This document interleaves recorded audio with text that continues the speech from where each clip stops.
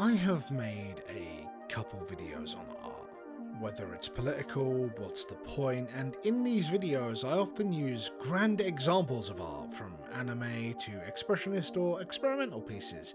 Big gestures that catch the eyes of thousands, but in these videos there's an important part of art that I seem to have neglected, that being the small, the passionate, the individual journey of pouring yourself into a craft, something that I resonate heavily with but have never really come across a reason to discuss on this channel until now.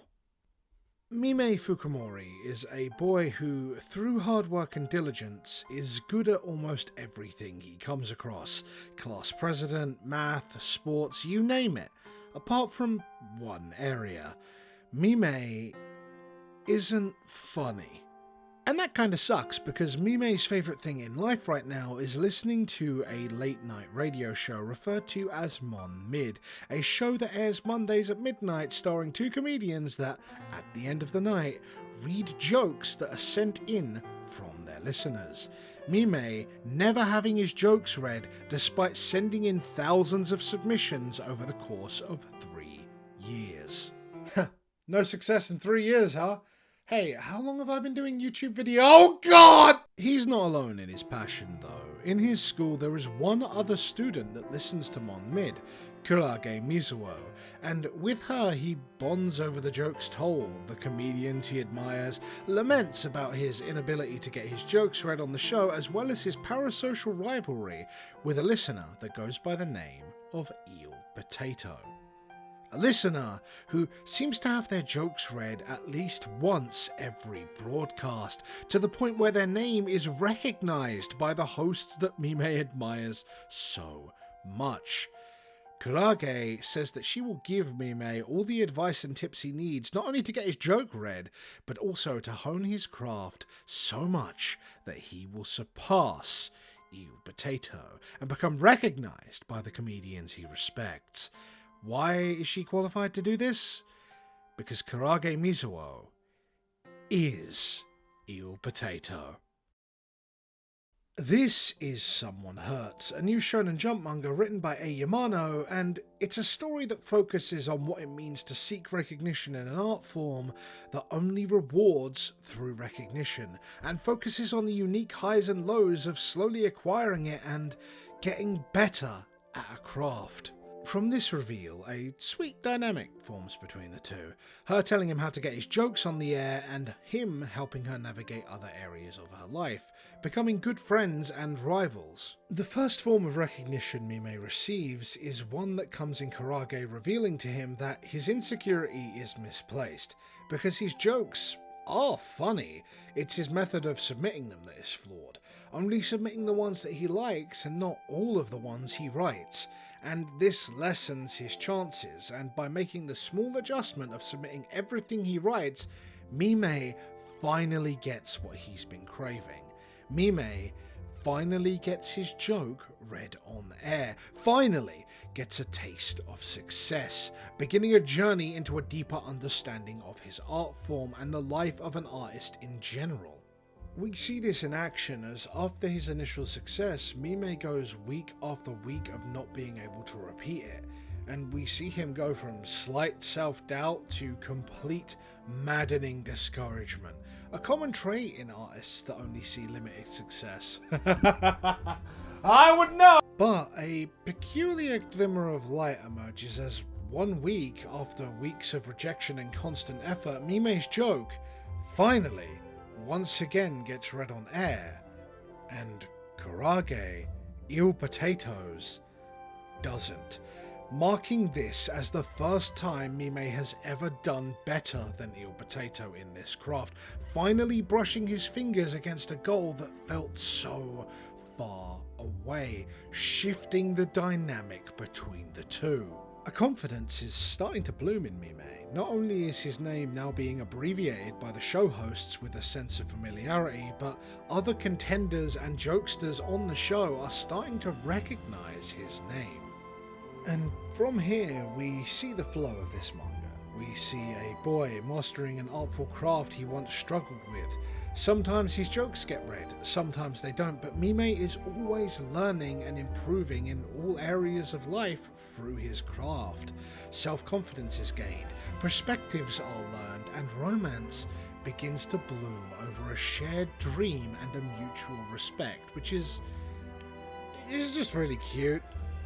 It's also really funny, having a lot of jokes that seem Japan specific, but the few references that break through the cultural barrier usually get an audible chuckle out of me when reading. Like, there's this one where Karage is working as a waitress in a cafe and says to the people at the table, "Please inhale your meal," and I don't know if that's a reference or something, but I thought it was funny. It made me laugh.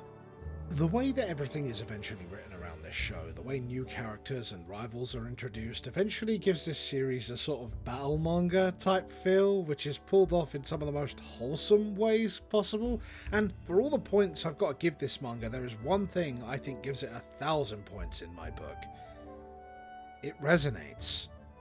Yamano doesn't seem to have much credit. As I'm writing and researching, I can only see they have written a few one-shots in the past, and might have edited for one other manga, but the accuracy of that claim is unclear. Hell, I can't even find their pronouns.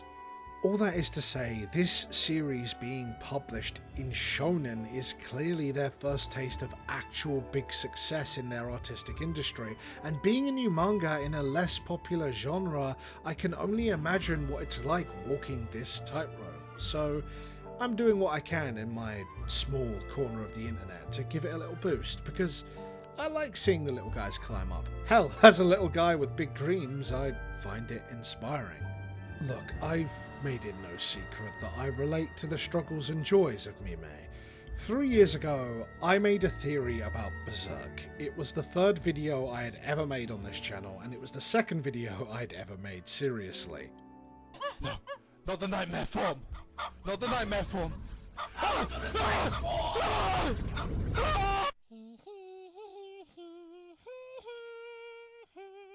I had less than 20 subscribers when I made it, and it blew up despite its awful quality. 60,000 people watched it, and I went from having next to no subscribers to over 200 in just a few short weeks. Like Mime having his first joke aired, I tasted actual success.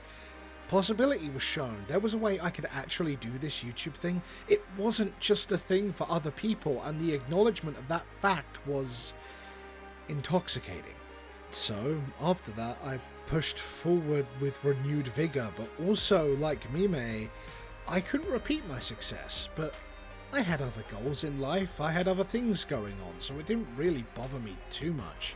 I enjoy making videos, getting better at them, honing the craft, but there was always that little feeling of withdrawal, a little yearning for that same success again, but unlike Mime, I did the responsible thing.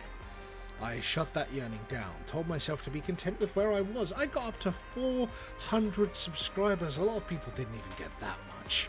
Until last year, I published my biggest video yet, and I shot past 1,000 subscribers in a few days. A goal I had once saw as distant was suddenly behind me, and I was reminded again that it's possible. That there is a right way to do this, that the stars can align for anybody who is prepared for them. Being what I thought was responsible and shutting down hope, saying there's other stuff going on in my life right now, that wanting a career here was childish, it didn't stop me from accomplishing steps towards my dream, it just stopped me dreaming. So you know what, right here, right now, inspired by this wholesome little manga and its new creator, I say screw the responsible thing. I want to set my sights high. What if I can reach 100,000 subscribers by the end of 2026? What if I put my best content out and give it my all? And if I succeed, I will learn and I will grow and I will make better content. And if I don't, I will learn and I will grow and I will make better content, because dreams are meant to be chased. They're why we march forward, but they aren't the reward. The reward comes in each step. In every comment, in every share, in every friend that says, hey, I saw your video and I thought it was pretty cool. and yes, even in every rivalry.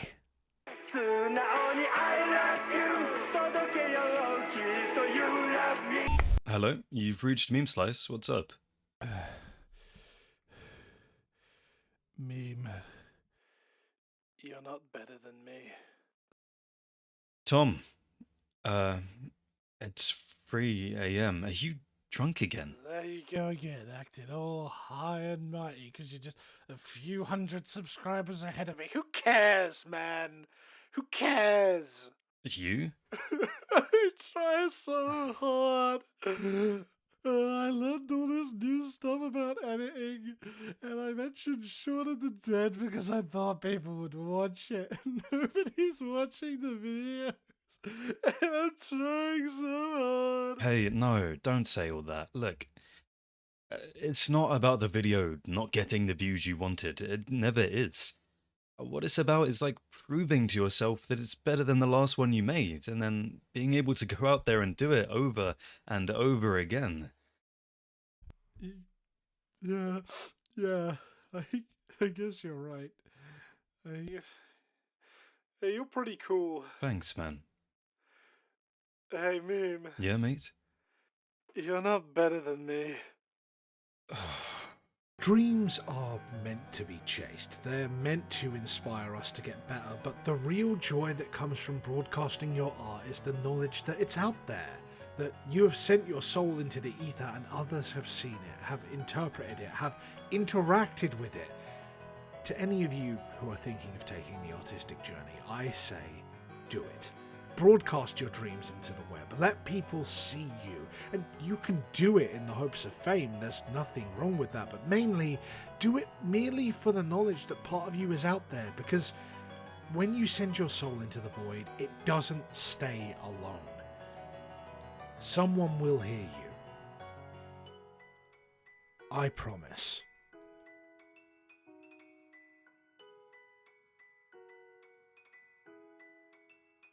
Hey guys, thank you so much for watching. Real quick, I just want to thank Meme Slice for showing up into the video. He was very cool about it and he makes very cool stuff and funny stuff, so go watch him, go check him out, he's awesome. Also, check out Someone Hertz. It's a really cool up-and-coming manga, and I'm really hoping it does well. It's sort of like if Blue Period met Clannad, like the first season, the early seasons of Clannad, not after story. It's a brilliant, nice, relaxing, and occasionally very funny comfort read, so yeah, I highly recommend it for anyone who's seeking that sort of thing. And lastly, for those of you that are still around, please for the love of God like and subscribe. This video is probably definitely going to get copyright struck, so I would really appreciate as much support as you can give me. I also have a Patreon. There's nothing on it at the moment, but it is only $1, so if you want to support me, that's a really good way to help me put food on the table. But yeah, that's it from me, guys. Thank you so much for watching. Thank you for making it to the end, and may life reward you for all your hard work. Peace.